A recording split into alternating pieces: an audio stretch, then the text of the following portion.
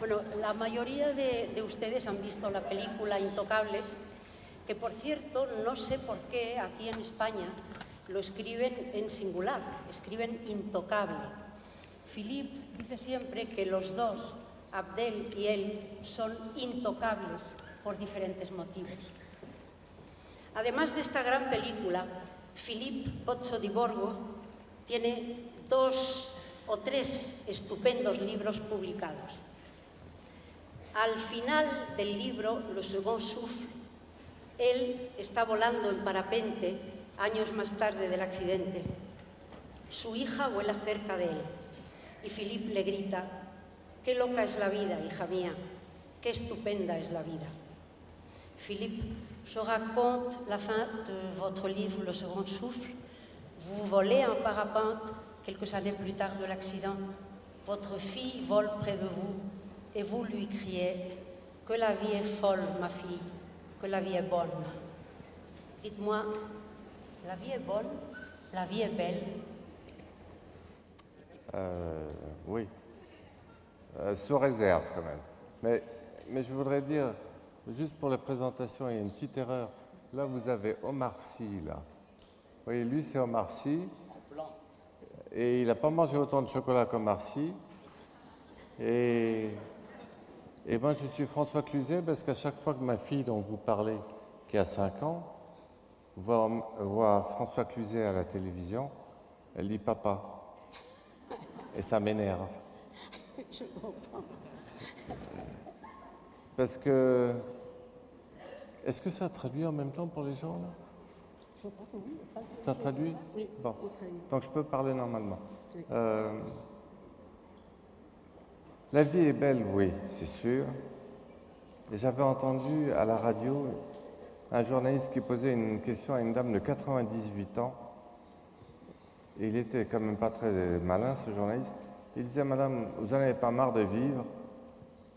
Et la dame de 98 ans lui disait: j'aime le goût du café le matin au petit déjeuner. Et je trouve que c'est une très belle réponse. En ce qui me concerne, j'ai pas 98 ans, mais beaucoup plus. Parce que j'ai 42 ans de vie normale et 20 ans de vie de tétraplégie. Mais une année de tétraplégie, c'est comme pour les chiens, ça en vaut 7. Donc vous faites le calcul, j'ai 182 ans et c'est un record. Et toutes ces dents. Merci Abdel, merci. Donc j'aime toujours le goût du café le matin au petit déjeuner, mais la vie est belle parce qu'on veut qu'elle soit belle, sinon elle peut être difficile. C'est comme pour Tony, tout à l'heure j'écoutais Tony et la vie de son neveu, il faut vouloir quand même.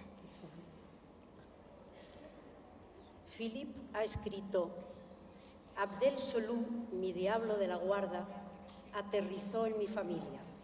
Sin él, yo estaría muerto de descomposición. Con él he descubierto la esperanza. Yo pregunto a Philippe si se han salvado mutuamente. Vous avez écrit: Abdel Solou, mon diable gardien, a débarqué dans ma famille. Sans lui, je serais mort de décomposition. Avec lui, j'ai découvert l'espérance. Vous vous êtes sauvés mutuellement? Oui. Au début, j'avais pas vraiment l'idée qu'Abdel allait me sauver. Ma femme vivait toujours, elle vivait ces derniers mois. Moi, je sortais de 2 années d'hospitalisation difficile. Donc, j'étais sur le lit à côté de mon épouse qui était aussi alitée. Et j'ai fait signe à Abdel parce qu'il était le seul capable de réagir rapidement, de ne pas avoir peur, aucune pitié, rapide, très fort. Donc c'était par pur intérêt que j'ai fait signe à Abdel. Et je ne suis pas sûr qu'il soit venu parce que j'étais un pauvre tétraplégique sur mon lit. Il n'était pas un pauvre tétraplégique, il était un riche. D'accord. Pauvre, j'aurais jamais été.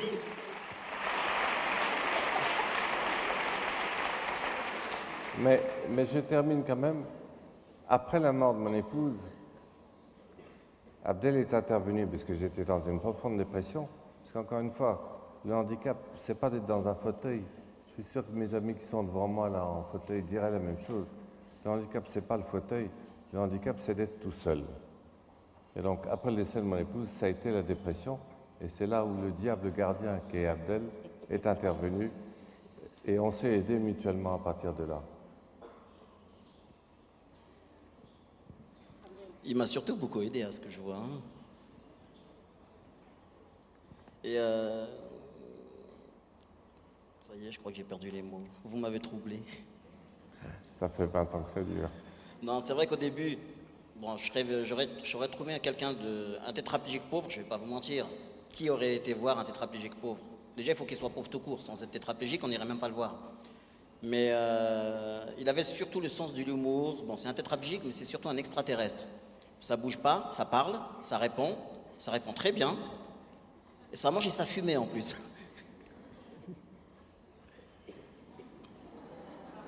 Vous m'avez pas posé la question. Yo supongo que mis preguntas te las van a traducir al francés. ¿Sí? ¿Oui? Muy bien. Enfin. Cuéntanos un poquito, brevemente, cómo es tu llegada a Francia, cómo transcurre tu infancia, tu juventud antes de conocer a Philippe. Ma jeunesse, j'étais un pauvre petit diable, donc je venais d'arriver à l'âge de 3 ans en France. En fait, au Maghreb, on a l'habitude d'envoyer des enfants chez leur oncle ou tante qui n'ont pas d'enfants. En fait, c'est un prêt. On n'a jamais su réellement si c'était un prêt ou si c'était un fardeau. Dans le sens où ils ne s'attendaient vraiment pas à avoir la vie que je leur ai fait mener. Ils pensaient avoir un ange, accueillir un bon petit ange, on va l'élever, il va devenir médecin, il va devenir avocat. C'est vrai que j'ai eu besoin d'un médecin pour me soigner ensuite, j'ai eu besoin d'un avocat pour me défendre. Ils ne se sont pas trompés de ce côté-là, mes parents. Et donc j'étais un peu l'enfant gâté. Ils n'avaient pas d'enfants, j'étais pratiquement fils unique. Et j'avais de liberté de faire vraiment tout ce que je voulais, tout ce qu'un enfant pouvait imaginer faire, sans limite. Donc on m'a jamais réellement appris ce que c'était que les autres. On m'a toujours appris qui j'étais. C'est-à-dire que j'étais moi, je me connaissais très bien, et j'avais pas eu envie de connaître quelqu'un d'autre. Et donc on n'était jamais mieux servi que par soi-même, et je me suis servi de cette vie vraiment pour la vivre au maximum. Mais malheureusement, cette vie n'était pas compatible avec tout l'environnement social qu'il y avait en France en tout cas. Il y avait les écoles, c'était strict, il y avait les profs. J'ai d'ailleurs jamais pu faire un cours d'anglais de ma vie à cause de ça. Malheureusement pour eux, pour les Anglaises. Et pas d'espagnol non plus. Là, je le regrette vraiment par contre. Et donc, je me suis fait un peu virer des écoles en disant que j'étais un peu surdoué pour être à l'école, soi-disant. Pour moi en tout cas. Donc, j'ai eu une très grande carrière. Alors, Monsieur Pozzo, c'est vrai qu'il était un très grand homme d'affaires, richissime, qui pouvait avoir tout ce qu'il voulait. Moi, j'étais aussi un très grand homme d'affaires. Simplement, je travaillais beaucoup pour pratiquement rien. Et donc, c'était pas rentable. Le jour où je l'ai connu, c'est vrai que j'ai connu ce que c'était réellement un grand bourgeois, enfin un petit grand bourgeois. Parce qu'en fait, il est grand s'il se lève. Il fait, je crois, plus d'1,80 m. On n'a jamais réellement mesuré. Mais je crois qu'il grandit petit à petit. Et donc en fait, j'étais vraiment le diable, je travaillais beaucoup. Quand je dis travailler, c'était surtout voler, c'était surtout de la délinquance, c'était surtout rigoler. En fait, j'empruntais sans jamais rendre. C'était un peu une vie de petit délinquant, on peut dire. C'est pas criminel, hein, petit délinquant. Comme n'importe qui d'entre vous, j'imagine que la moitié dans cette salle ont déjà fait des bêtises, mais la moitié de la moitié ne l'avoueront jamais. Et donc j'ai fait un peu les mille et un coups. Et à un moment donné, j'ai tellement travaillé, j'étais tellement fatigué que l'État français m'a envoyé un peu me reposer en prison. Bon, c'était très reposant, c'est vrai. Mais à un moment donné, c'était ennuyeux, on risquait de perdre la main. Ensuite, on m'a sorti un peu de cette prison pour soi-disant de la réinsertion à rien faire. Et on m'obligeait à aller me présenter chez des employeurs. Et je voulais toujours pas travailler puisque j'avais toujours mon travail que j'avais avant. Pas très rentable, mais bon, on survivait. Et le jour où je me suis pointé chez M. Pozzo pour me faire signer mon petit papier, je me suis dit, il va me le signer, je vais retourner dormir tranquillement. Quel genre... alors sur la fiche, il y avait... Je devais aller me présenter chez quelqu'un, j'avais lu tétraplégique. Super tétraplégique, c'est le nom d'une société qui va me virer avant même de m'avoir recruté. En fin de compte, non, quand je suis arrivé, j'ai su ce que c'était un tétraplégique. Enfin, je l'ai appris après, hein, quelques mois après. Je dis pas que j'étais bête, mais j'étais pas très intelligent là-dessus en tout cas. Tétraplégique, on n'en avait jamais vu. Pour moi, soit on est vivant, soit on est mort. Des vivants, j'en ai vu énormément dans ma vie. Des morts, à l'époque, je les voyais pas, sauf s'ils se prenaient un coup de couteau. Mais là, c'était autre chose. Là, il saignait pas. En tout cas, il s'est fait saigner par la vie. Donc, Dieu, pour me récompenser, m'a envoyé chez lui. Et il m'a dit, allez, je vais te récompenser, je vais t'envoyer chez quelqu'un que je vais punir. Enfin, que j'ai déjà puni, puisqu'à ce moment-là, il était déjà scotché sur un fauteuil. Donc, lui, il a pris une peine à perpétuité, assis sur une chaise, à plus bouger. Et moi, je me suis reposé en étant chez lui. Enfin, c'est vrai dans le sens, hein. Je me repose maintenant. J'espère que la traduction continue à suivre. Ouais, t'hésites pas. Ah, j'ai l'impression que je parle qu'en français, c'est bien. Et donc, j'en étais où, au fait, oui. Donc, je suis arrivé chez lui. Donc, je m'attendais chez un grand bourgeois qui allait juste me virer. Quand j'ai vu l'appartement, c'était vraiment le petit voleur qui était dans... Enfin, c'est pas les 40 voleurs, j'étais tout seul. Mais je rentrais dans la caverne d'Ali Baba. Il y avait tout, des tableaux, il y avait vraiment... Il y avait qu'à se servir, c'était immense. Et donc, moi je vivais, à l'époque on vivait dans un petit F2, et lui vivait dans l'équivalent de pratiquement tout l'immeuble où j'habitais. C'était immense, on pouvait même se perdre. Pratiquement pour s'appeler entre eux, ils se téléphonaient. Et donc ce qui s'est passé, je m'attendais qu'il me signe mon papier, que je m'en aille tranquillement, je me repose. Et là, il a eu le malheur. Le malheur pour moi à l'époque, le bonheur pour lui, mais il ne le savait pas. Il était suicidaire déjà à l'époque, parce que le fait qu'il allait déjà accepté de me rencontrer, c'était déjà un suicide. Il avait refusé de me signer mon papier, de me prendre à l'essai. Bon, encore une fois, j'étais bête, pas très intelligent, mais pas con. Quand on invite un loup dans une bergerie, on se dit, il y a tellement d'agneaux là-dedans que je vais quand même pas ressortir d'ici, les mains vides en tout cas. C'est vrai que dans le film, je suis ressorti avec un œuf de Fabergé. Dans la vraie vie, je ne connaissais même pas la valeur de cet œuf. Il y en avait, mais je ne connaissais pas leur valeur, je ne les ai jamais volés. Maintenant que je connais leur valeur, je crois que je vais me mettre à les prendre. Et donc ce qui s'est passé, après quelques jours de discussion, quand je voyais un grand bourgeois sur une chaise qui parlait, mais qui n'était même pas capable de s'allumer une cigarette, je me suis dit, non seulement il est bourgeois, mais il est en plus fainéant. C'est la première fois que je voyais un bourgeois fainéant. J'ai vu la secrétaire qui lui allume sa cigarette et tout, je me dis, mais il y a un problème, celui-là, il bouge même pas. C'est quoi le travail? C'est de pas bouger? Pas bouger, je suis le premier à me présenter, là je reste, c'est pas un problème. Et donc on m'a expliqué un peu quelle était la situation, je comprenais toujours pas, je croyais qu'on se foutait de moi. Et petit à petit, avec les jours, je me suis rendu compte qu'en fin de compte, c'est vrai que c'est un bourgeois, là-dessus rien à dire, c'est un grand, au sens propre et figuré, en taille comme en fortune. Et c'est vraiment indécent de dire ça pendant la crise. Mais c'est aussi la crise pour eux, hein, je vous rassure. Ils doivent pleurer aussi dans leur chaumière. Et donc, bon. Abdel, hablas muy deprisa, habla más despacio para que la traducción pueda ir más lento. On peut traduire? Va plus doucement pour la traduction. Bon, je peux me reposer le temps qu'elle traduit ce que je dis. Hein. Abdel, tú conoces a Philippe y me dices que lo único que te motiva para trabajar para él es el sueldo, o algo más te motiva para estar con él y quedarte ahí a trabajar. Non, il y avait pas que non, au début, il n'y avait pas le salaire dans le sens où je touchais déjà le chômage. Donc, je ne sais pas si en Espagne le chômage il existe, mais à l'époque en France, on était payé à rien faire. Bon, ça existe encore aujourd'hui, je vous rassure. Et donc, allez tous en France, hein, là-bas, il y a la crise, mais on paye très bien. Et donc, il y avait le salaire, mais je touchais le salaire sans travailler. Là, il y avait le salaire qui était beaucoup plus conséquent, mais on me demandait de travailler, en fait, c'était pas... Je voyais pas trop le travail. Quel travail je pourrais faire avec quelqu'un qui bouge pas? C'était pas difficile. Il y avait 1 heure de travail le matin, il fallait le préparer. Ensuite, il y avait, je pense, un bon petit 2 heures de sommeil pendant qu'il lit son livre. Ensuite, on mangeait bien. Ensuite, il y avait 2 heures de sieste. Ensuite, il y avait peut-être 1 heure de lecture. Et ensuite, on mangeait bien. Et ensuite, c'était le vagabondage dehors. Et quand on voyait un peu les avantages, il n'y avait pas que le salaire, dans le sens où il y avait la voiture. C'est vrai que je faisais croire à toutes les filles que c'était mes voitures. Et ça marchait, hein, franchement, c'était un bon outil de travail en tout cas. Et on mangeait bien, on vivait bien, on déconnait bien, mais c'est surtout, j'avais quelqu'un en face qui répondait. Un bourgeois qui bouge pas et en plus qui répond, alors là c'est le rêve de n'importe qui. quand on était petit, en général, tout le monde ici a eu des... Bon, pour les filles, ils avaient la petite Barbie. Et pour les garçons, ils avaient, je sais pas si vous connaissez un peu Action Man ici, je sais pas comment ça se dit en espagnol. C'est la petite poupée qu'on pouvait tordre. Elle fait à peu près 18 centimètres.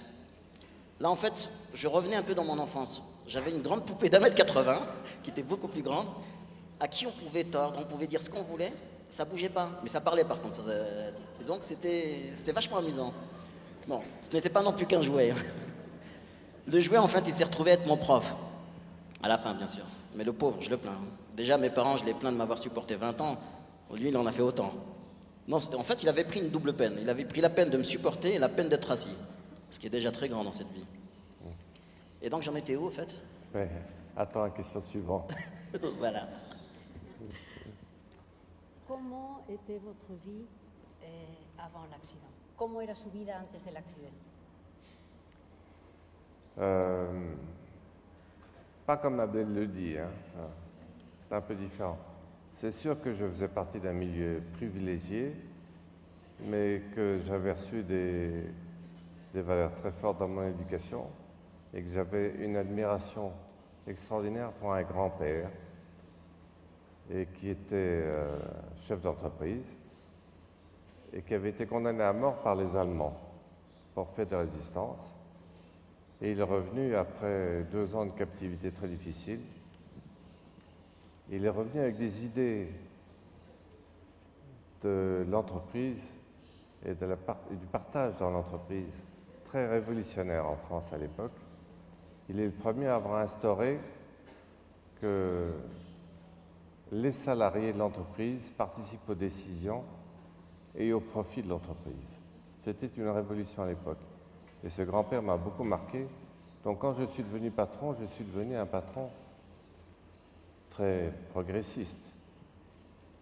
Et l'accident est arrivé à un moment où l'entreprise n'était plus familiale, c'était devenu le premier groupe de luxe dans le monde, contrôlé par un monsieur financier, et qui avait décidé de licencier des centaines de personnes. C'était la première fois dans l'histoire de notre entreprise qu'on licenciait. Et ça a été un traumatisme pour moi. Probablement en partie une des raisons de mon accident.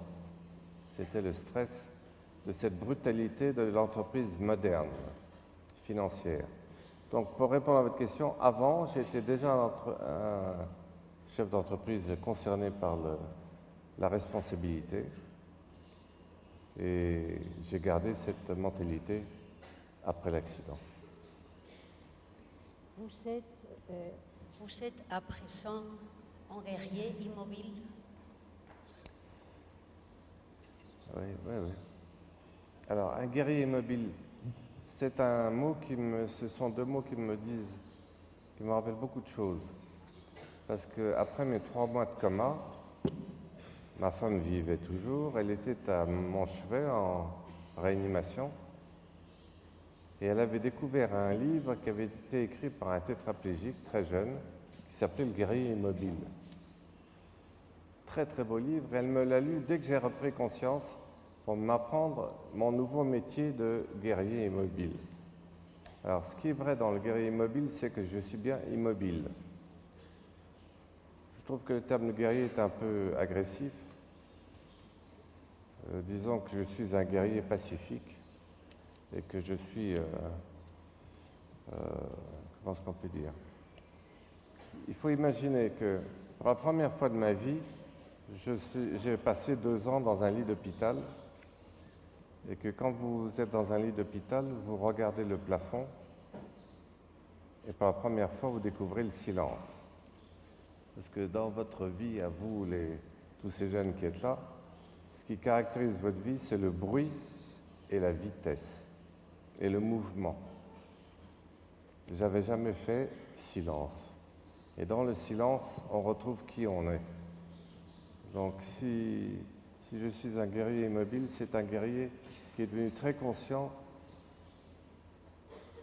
de qui il est vraiment. Et si je peux vous recommander d'être des guerriers immobiles, c'est simplement de faire silence 5 à 10 minutes par jour pour trouver qui vous êtes et oublier un peu le bruit et le mouvement. Donc un guerrier immobile, mais très silencieux et pacifique. Abdel, en la película da la sensación de que estás trabajando con Philippe un año, pero es que estos días me he enterado que estuviste 10 años cuidando a Philippe. ¿En qué momento pasa de ser un trabajo, pasa Philippe a ser amigo tuyo? ¿Qué te motiva para seguir tanto tiempo cuidándole? Alors, c'est vrai qu'au début, la motivation, elle était financière. C'est vrai que je vais pas vous raconter n'importe quoi. Mais très vite, c'était plus une histoire d'argent, c'était une histoire, c'était même pas de l'amitié, parce que je savais même pas ce que c'était que l'amitié. Mon seul ami, c'était mes pieds à l'époque. Mais je dirais que c'est au fur et à mesure, on a appris en fait qui était l'autre. Enfin, plutôt, moi, j'ai appris qui il était. Bon, qu'il sache qui j'étais, c'était pas dans mon intérêt, surtout pas à l'époque, hein. Je crois que je serais reparti plus vite que j'étais arrivé. Mais dans le sens où c'est pas une amitié, c'est une rigolade. On riait énormément de tout et de rien. Et je pense qu'avec le rire, bon, j'espère, lui pourra le confirmer. Avec le rire, c'est un peu une évacuation pour oublier un peu sa situation, bien qu'il n'est pas prêt de l'oublier, parce qu'il peut se regarder tous les jours. Mais pour moi, c'était autre chose. Pour une fois, je rigolais sans avoir le risque ni de courir, ni aucun risque. En fait, c'était de vivre tout court. Et il y avait surtout une forme de respect entre nous. C'était la première fois pour moi, personnellement, qu'il y avait... En plus, c'était encore une fois un bourgeois. Bon, j'insiste pas sur le mot, mais un mondain, si on peut dire. Parce qu'il y a aussi des mondains pauvres. Un aristocrate. Un aristocrate, Merci. voilà. Et donc, pour une fois que c'était un aristocrate, mais qui ne voyait pas plus bas que lui. Il voyait tout le monde au même niveau que lui, enfin au même niveau, bien qu'il ne pouvait pas se lever, c'était peut-être aussi un avantage. Mais c'est probablement aussi le fait qu'il soit handicapé. Il ne pouvait pas aller nulle part, hein. Il ne pouvait même pas se lever. Maintenant, je suis plus grand que lui. Enfin, grand de corps, pas d'esprit. J'ai pas cette prétention. Et donc, je pense qu'on ne peut pas savoir qui on va devenir ni qui on sera. Dans le sens où j'aurais jamais cru que 20 ans après, je serais ici déjà. Et j'aurais jamais cru rester 10 ans chez lui. Il n'y a que dans Charlie Chaplin où on voit le travail à la chaîne, où on pouvait rester 10 ans dans un boulot. Et rester 10 ans, ou pratiquement maintenant ça fait 20 ans que je le côtoie. En 20 ans, moi j'ai énormément changé. Vous ne pouvez pas imaginer ce que j'étais, c'est le jour et la nuit. J'étais le diable, je suis devenu l'ange.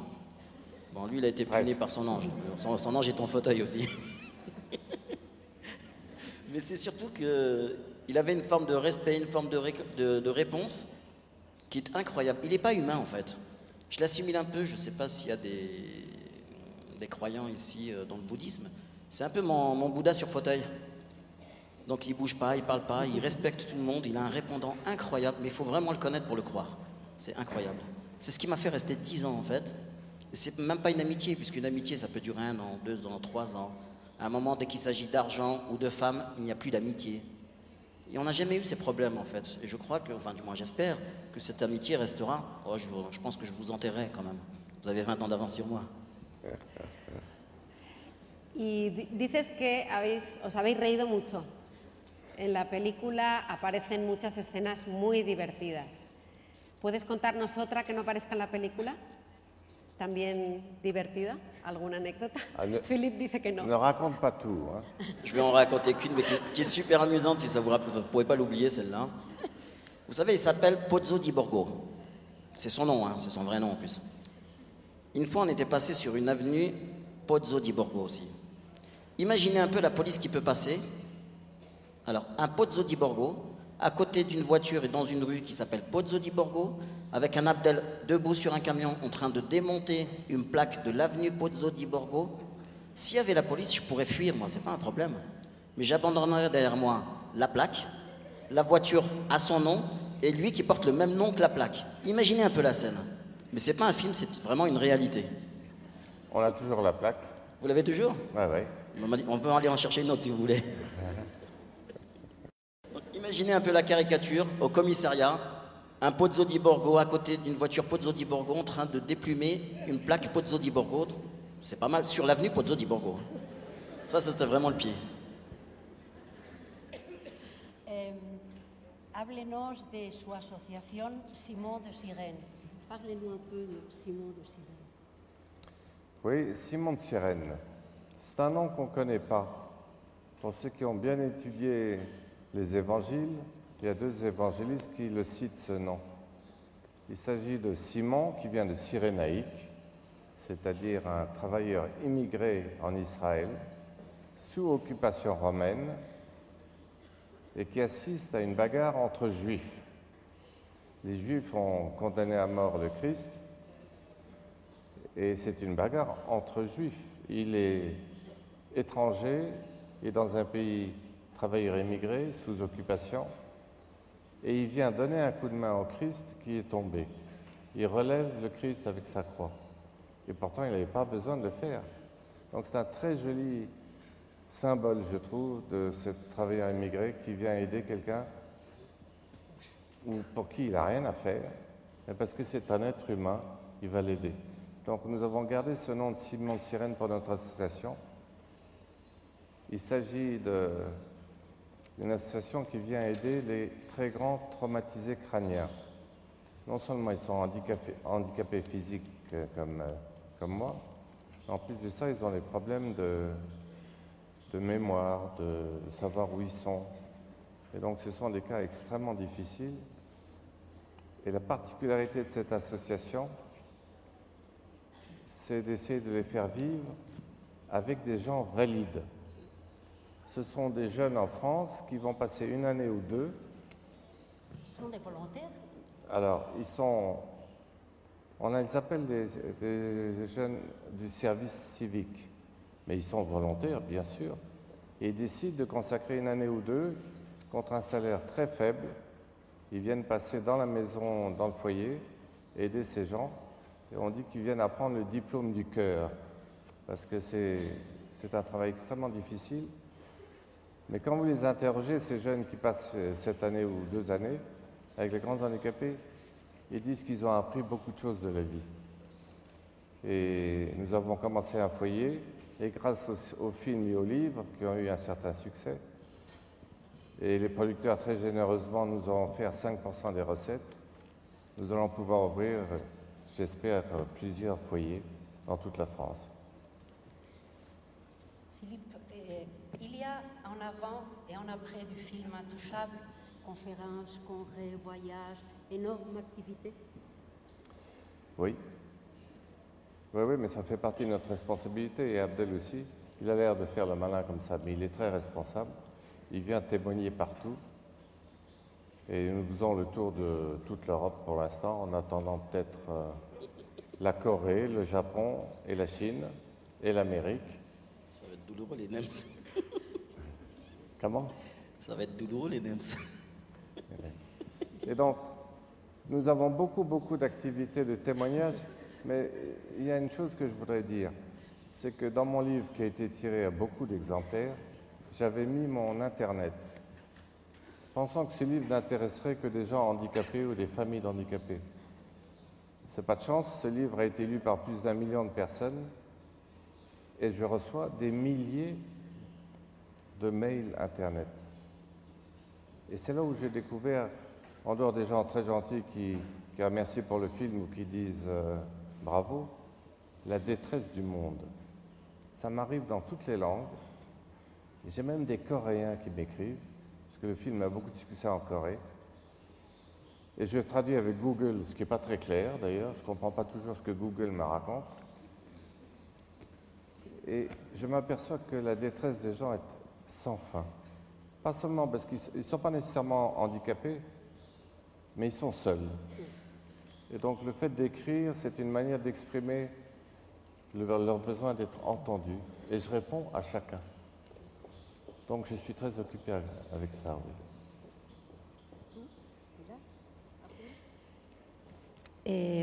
Sí, hay muchas preguntas que vienen para Abdel, para Philippe. Vienen muchas relacionadas con su discapacidad, qué aconsejar a la gente en su situación. Abdel, tú has sido un joven rebelde, digamos. Algunos preguntan incluso por qué motivo estuviste en la cárcel. Este auditorio está lleno de jóvenes.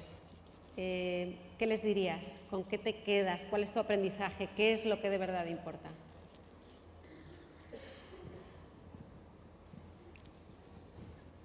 Bon, c'est vrai que depuis tout à l'heure, je vous ai raconté un peu ma vie. Mais après, vous devez vous dire, mais on s'en a rien à foutre de sa vie, hein. Mais c'est pas ça le but. Le but, c'est vrai que j'ai fait des bêtises un peu comme tout le monde. Je l'ai payé, c'est fini, on n'en parle plus, ça va pas changer ma vie. Mais je dirais que j'ai appris quand même une très grande chose, c'est qu'en étant en face de quelqu'un qui est complètement différent, la preuve, on n'a pas la même religion, on n'a pas la même mentalité, on n'a pas la même culture, on n'a pas le même niveau social. En fait, on n'a rien de commun. On se pose même la question pourquoi on arrive encore à se voir. Probablement dans d'autres circonstances, je l'aurais agressé, s'il était avec ses jambes, bien sûr. Mais là, sur fauteuil, j'aurais pas pu aller loin. Il n'aurait pas pu se sauver. Mais on apprend beaucoup dans le sens où on peut se servir un peu de l'expérience des autres. Dans cette situation, bon, là c'est pour un peu pour vous faire rire, c'est vrai qu'il a fait 20 ans d'études. Moi j'ai fait zéro année d'études dans le sens où j'étais présent que pour la cantine. Maintenant il est là, il a fait ses 20 ans d'études pour moi, c'est quand même très sympathique. Donc j'ai quand même énormément appris au niveau d'études, au niveau du comportement, au niveau surtout du respect. Je crois que c'est le mot le plus important. C'est qu'en respectant les autres, on arrive quand même à se faire respecter. Avant, je me faisais respecter, enfin, il y avait un semblant de respect, mais qui se passait autrement. Là, c'est vraiment de la sincérité, et qu'en essayant d'aider quelqu'un, alors là, je ne sais pas qui a vraiment aidé l'autre, je dirais que c'est plutôt lui qui m'a aidé, lui dit l'inverse, mais bon, on va rester comme ça. C'est qu'en aidant la personne qui est complètement différente, parce qu'on ne parle pas spécialement du handicap. Vous savez, quelqu'un qui n'arrive pas à draguer, qui est moche, il est aussi handicapé que lui, hein. Lui, il arrive encore à draguer. Le moche, il ne pourra pas, malheureusement. Mais dans le sens où on apprend beaucoup de l'autre et en ayant le courage de faire le pas, chose que j'aurais jamais pu faire il y a 20 ans, je faisais d'autres pas mais pas le même que celui-là, c'est qu'en aidant les autres peuvent nous aider. Si on ne peut pas les aider, les autres feront le geste, mais il faut simplement accepter d'être aidé. Je crois que c'est la plus grande chose que j'aurais pu apprendre de ma vie, mais pas spécialement garder le négatif, mais ne garder que le positif. Il est bien ce garçon, hein. J'ai bien appris, professeur. Bien. Philippe ha escrito esto tan importante y tan bonito. Sí, me gustaría volver a ser válido, pero con la sola y única condición de poder guardar mi invalidez en mi cabeza. No esperéis a ser intocables para conocer el placer de la felicidad. Vous avez écrit ça tellement important et beau. Oui, j'aimerais redevenir valide, mais à la seule et unique condition de pouvoir garder mon invalidité dans ma tête. N'attendez pas d'être intouchable pour réapprendre le goût du bonheur. Vous voulez que je commente dessus?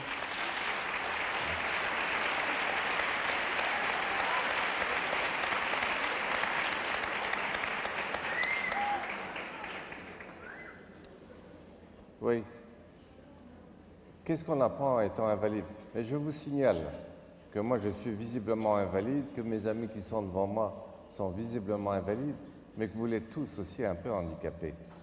Que ce soit physique ou sensoriel, ou par la maladie, ou par le stress, ou par la dépression, ou par le manque d'affection, ou par l'âge qui va venir.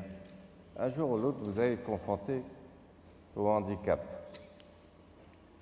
Alors si vous pouvez bénéficier de ce que j'ai appris dans le handicap sans passer par la case fauteuil, ce que j'aimerais que vous reteniez, c'est que, en dehors de faire silence, ce qui est naturel dans le handicap, il nous arrive aussi d'être pas très confortable, ou pour dire très très franchement les choses, de souffrir, parfois même d'une manière considérable. Je suis sûr que mes amis devant moi sont d'accord. Et dans la souffrance, on découvre une richesse aussi. C'est que on n'est jamais très sûr de ce que sera demain, et que si la souffrance nous laisse un peu de liberté, on va occuper le présent d'une manière intelligente.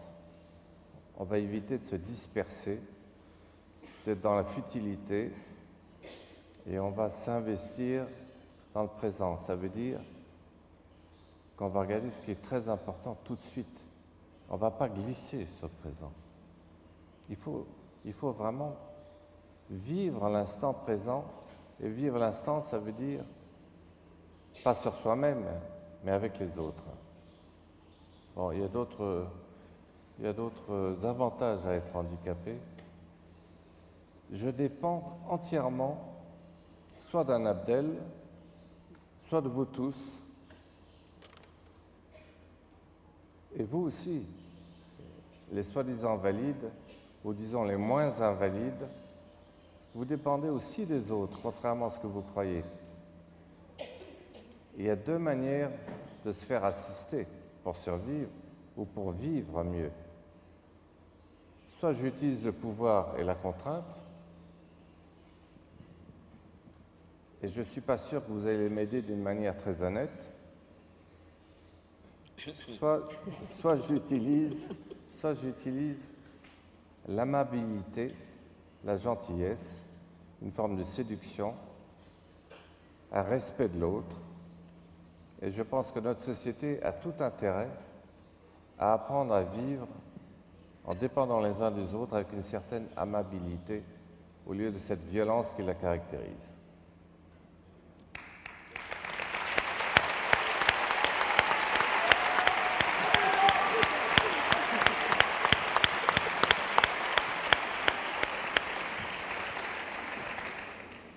Para terminar, aunque luego leamos algunas preguntas de ustedes, Philippe, ¿qué es para usted lo que de verdad importa? Philippe, qu'est-ce que c'est pour vous ce qui vraiment est important? Alors, j'ai eu le gros avantage sur la plupart d'entre vous d'avoir eu 2 vies pour le prix d'une seule. Et dans ma première vie, je pensais que ce qui avait le plus important, au fond de moi, c'était moi. Et je crois que notre société privilégie la satisfaction de ses propres besoins, de ses propres plaisirs, de ses propres désirs. Tout notre système est basé là-dessus. Depuis que je suis dans un fauteuil, je me suis rendu compte que le plus important, ce n'était pas moi, mais c'était les autres. Et si je dois quelque chose à Abdel aujourd'hui, et je dois beaucoup à Abdel, c'est pas d'avoir été le diable qu'il a été, c'est de m'avoir permis, au bout de 10 ans, de retrouver l'autre, c'est-à-dire Radija, mon épouse, et de recommencer à avoir un regard d'une personne qui vous aime et qui vous fait vivre. Donc, mon épouse Radija qui est là, où est-ce qu'elle est, mon épouse? Elle est là, elle est là. Viens là, Radija. Viens Vamos là. a invitar a su esposa que suba, Radija. Faites venir Radija, faites venir Dile que Radija. suba, que en francés, que yo no sé francés. Ahí está.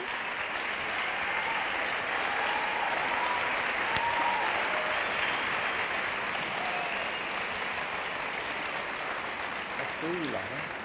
Restez. Un petit baiser sur le front. C'était mon épouse. Voilà, donc vous comprendrez pourquoi. Pourquoi je dis que le plus important c'est l'autre et pas moi. Parce que par le regard de Radija et de nos 2 filles, j'ai une renaissance. Et c'est le vrai goût du bonheur, c'est d'avoir ce regard qui vous donne vie.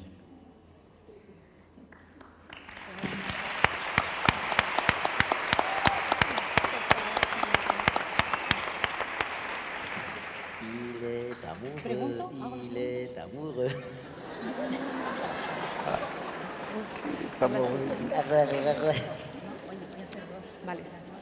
Philippe, le public veut savoir pourquoi vous avez décidé d'engager Abdel.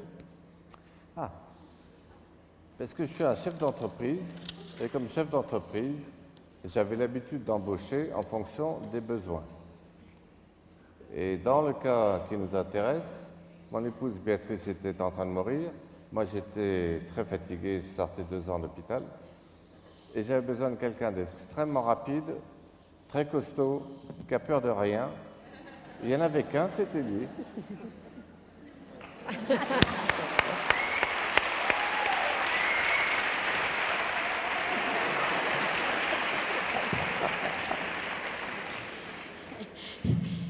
Et vous avez vécu beaucoup d'années ensemble. est-ce que vous pourriez vivre... Pas avec sans- Abdel, vous voulez dire avec Abdel? Avec Abdel. Ah oui, oui. Oui. D'accord. Est-ce que vous pourriez vivre sans cette chanson? Pardon? Est-ce que vous pourriez vivre sans Abdel? Alors, je dois préciser qu'Abdel est quand même beaucoup moins sexy, excusez-moi, que mon épouse.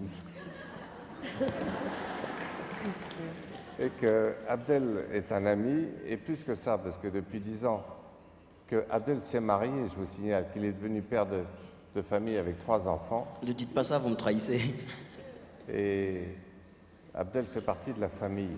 Ses enfants m'appellent oncle, et nos enfants l'appellent oncle. Donc, Abdel, c'est un membre de la famille, voilà.